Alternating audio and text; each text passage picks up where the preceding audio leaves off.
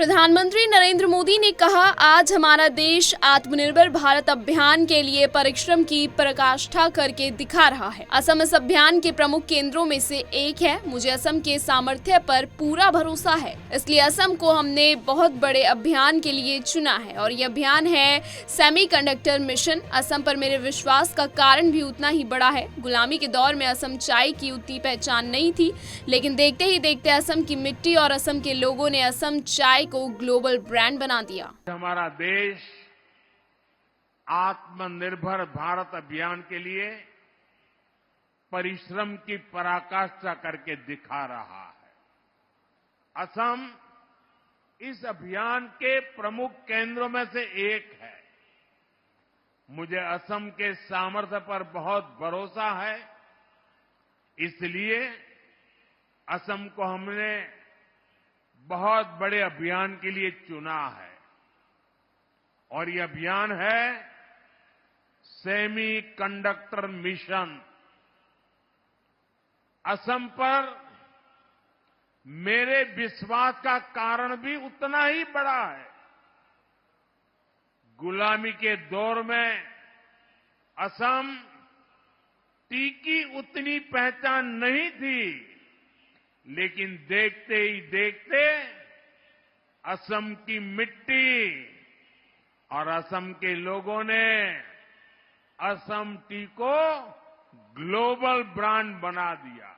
Asia cup 2025 में आज होने वाले भारत बनाम पाकिस्तान मैच पर शिवसेना नेता संजय निरुपम ने कहा, भारत और पाकिस्तान के रिश्ते बेहद कटु हैं।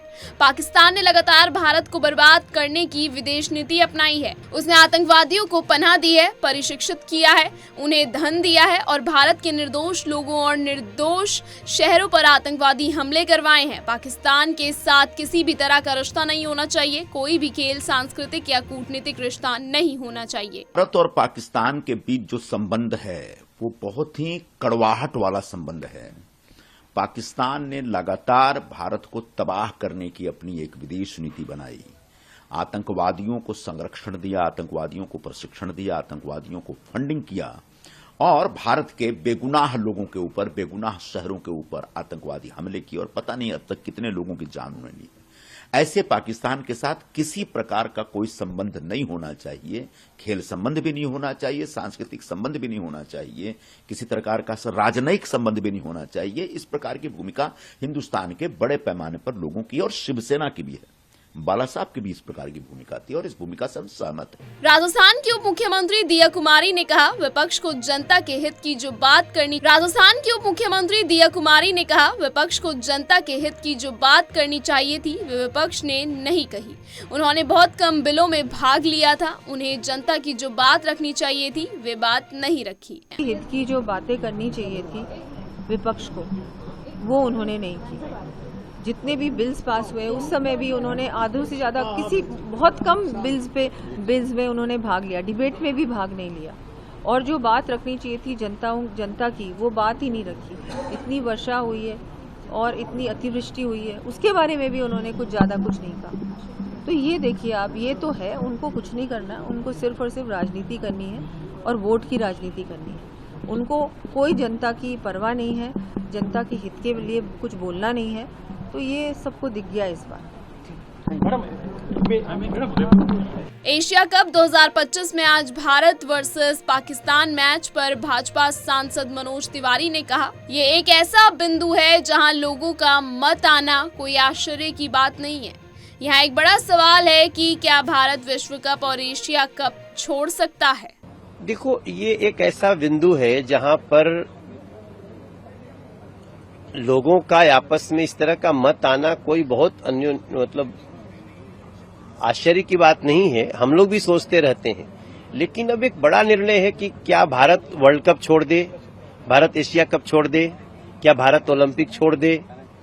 क्योंकि भारत ने पाकिस्तान से अपने संबंध खत्म किए हैं, तो कुछ टूर्नामेंट है जहां पे खेलनी भारत की मजबूरी हो गई है, देश के लोगों को इसको समझना चाहिए। छत्तीसगढ़ के मुख्यमंत्री विष्णुदेव साय ने कहा, छत्तीसगढ़ में हमारी सरकार को 20 महीने हुए हैं और यहाँ डबल इंजन की सरकार है। प्रधानमंत्री मोदी और गृह मंत्री अमित शाह का संकल्प है कि 2026 तक पूरे देश से नक्सलवाद को समाप्त करना है। हमारे सभी जवान बहुत मुस्तैदी के साथ नक्सलवाद के खिलाफ लड़ाई लड़ रहे हैं।